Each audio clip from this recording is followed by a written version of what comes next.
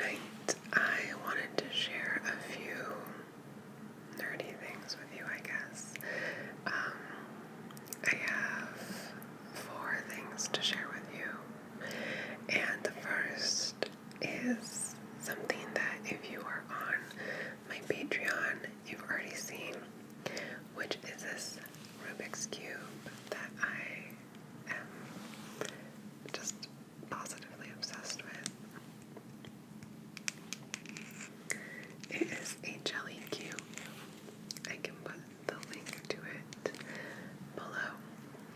The thing that I love about it is how smooth it sounds and how smooth it feels.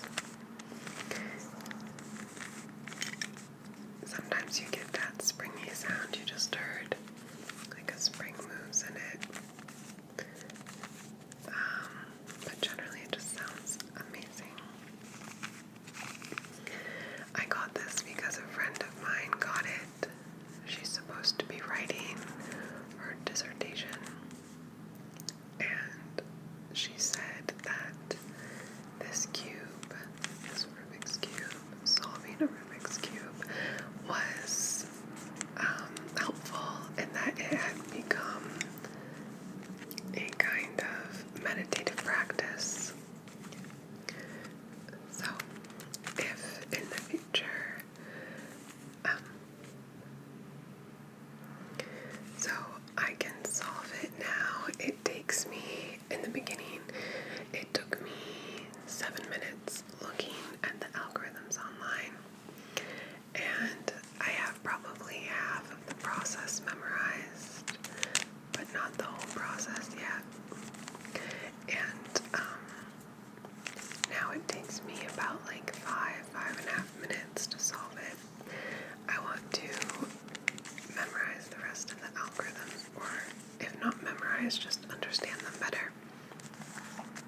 Like to get the white cross in the beginning and the white corners and even the second layer. I understand how to do that without an algorithm. Even I understand it conceptually, like pulling this down, keeping that safe, and then like sliding it over kind of thing. It's hard to explain. It makes sense in my head.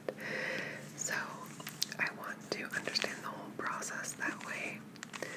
And then I would like to look at other methods of solving it, because the way I do it right now is very beginner. And I know there are more streamlined ways of solving it. I also bought one of these. I was playing with it the other day while I was talking to a friend, and he loved it so much. I bought him one. I had it sent to him, even though he lives quite far away. And we did it together the other day. I walked him through how to do it, and he sent me a picture of it like many hours later in its solved state, just saying how happy it made him, like that it made him so happy. It was ridiculous, which I believe. He was very enthusiastic about it, very proud of himself, even though I walked him through the whole thing, which is so funny. I was like, have you solved it on your own yet? And he was like, no, but he'll learn. I said, once he learns, then we have to compete, obviously. So, that is my little Rubik's Cube. I love it so much. I find it very calming in times like these. Then, the next thing I wanted to share with you, the second thing, is this book that I'm going to start reading tomorrow. Maybe you've heard of it. Called Dune. So, as you can see, I got the mass market paperback edition, which was only $9.99. It's very inexpensive. It clocks in at like 860 pages, I think, but I don't think it should take too long to read because the pages are very narrow. They're very and skinny, and the text isn't incredibly small, so I think I should be able to read it by the end of the year. And maybe, like, I'll be reading this and then some other books on the side, but I think that shouldn't be a problem. As you probably already know, they filmed a video, oh my gosh, filmed a movie of this that was supposed to be released in October of this year, but has been moved back to, I believe, the holidays of next year, so I think December 2021, probably because it's such a big movie, big budget, that they want people in the theaters to see it, like to pay money to sit their little butts in the little seats and watch it like that. And I agree with that, you know, to some extent. I think some movies really are better in person in a theater with a group of people, especially, I think comedies are one kind of movie that's better to watch with more people, but also epics like Star Wars, Lord of the Rings, any saga that you're interested in. And Dune definitely falls into that category. I don't read a lot of sci-fi, but this is such a classic, and I've heard so many good things about it. I decided to give it a shot. I'm very excited, and I've kind of accidentally formed this impromptu book club that you two can join if you would like, with my sister, my friend, and my colleague. We're all gonna read it. And because it's meant to be relaxing, it's not meant to be, you know, a chore. There's no set checkpoints. There's no like hard and fast rules. It's more like just read it when you want.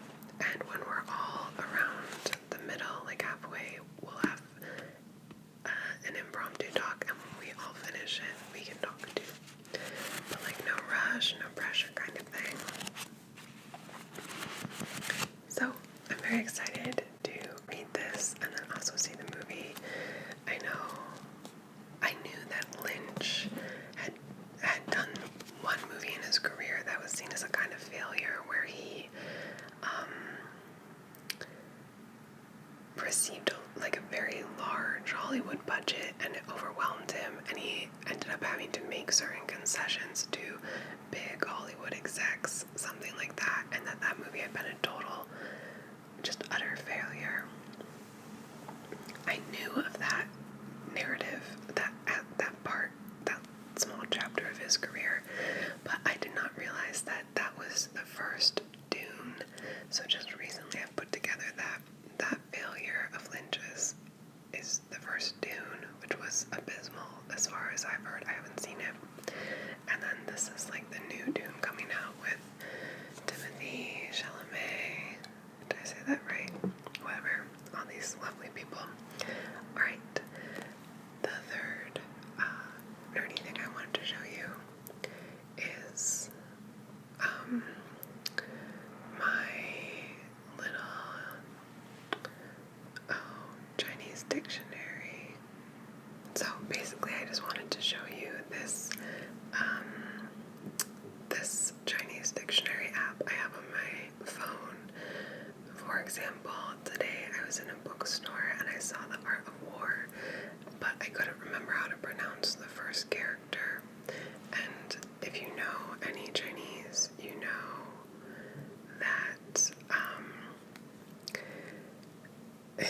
if you don't know a word, there's no way to really know how to pronounce it unless you look it up. There's no way to sound it out. With some parts of the character, you can get an idea, but even that is a good guess at best. It's maybe like 60% right, you know? So if I wanted to look up this word, well, we'll just look up The Art of War in general. So that's the character. It's quite ugly because I'm doing it to show you, but there we go, bing. So it puts the character up there. And the second character for that book, oh my gosh, this is so ugly. My teachers would be so mad at me, is fa. So you hit it there, it goes up there, done, and it searches, and here you can see Bing Fa, the Art of War.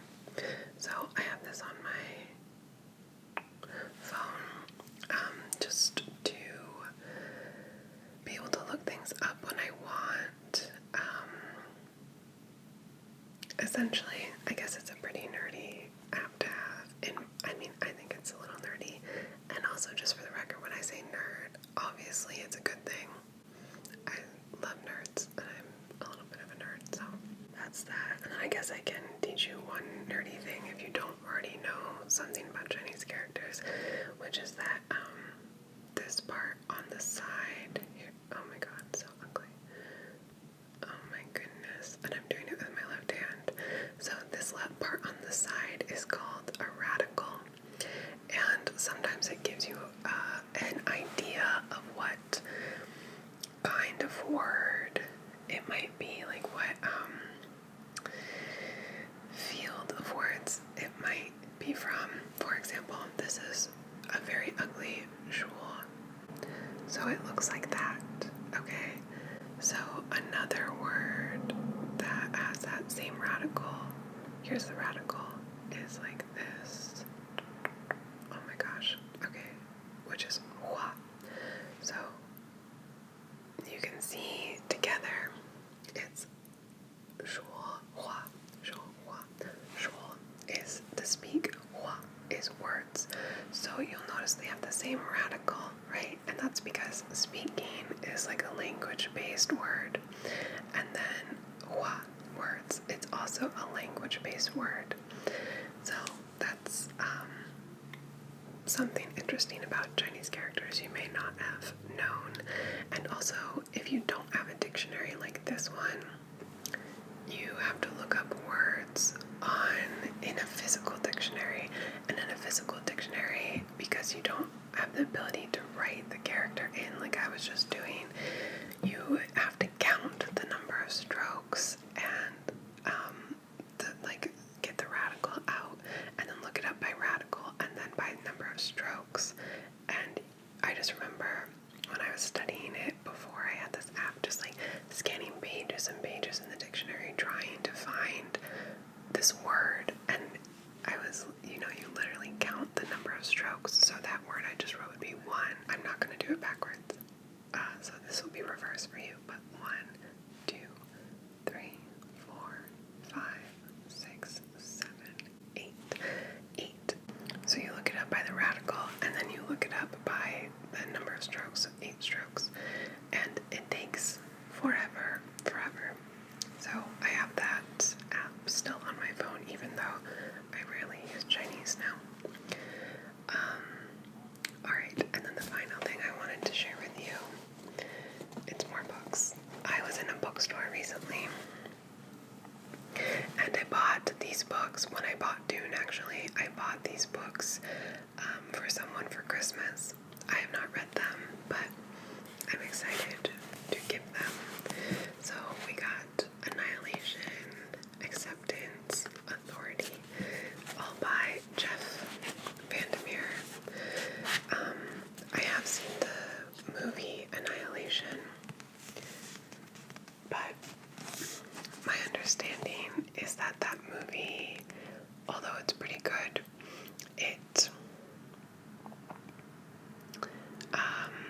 the book is quite different, because this book is about a hyper object, which is literally just something so incredibly complex and enormous that we cannot conceive of it. That's what a hyper object is. So I think the trick and mind you, I'm talking about this having not read these books yet.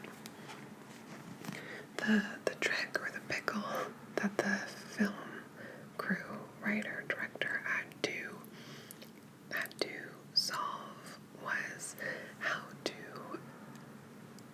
display or evoke or depict a hyper object on screen, which seems like an unfathomably difficult task. So the book is quite different, is what I hear. Let me know if you've read the book and seen the movie. I also know that each of these books is different from the others. So Annihilation is more urgent and activated. Then Acceptance is like the antidote to the action in this one, where this is like as even as a fax machine, is what I've heard. Just like spitting out information in this very even, predictable way. So it's like highlighting the action in this one by juxtaposition. And then this third guy is some kind of melding of the two, some kind of middle ground. After the person I give these to reads them, I 100%, no questions, like, it will happen. I plan to steal them back, not to keep, like, properly steal, but to read them, because I would like to read them, and I would like to talk to my friend who has read them about hyperoptimism.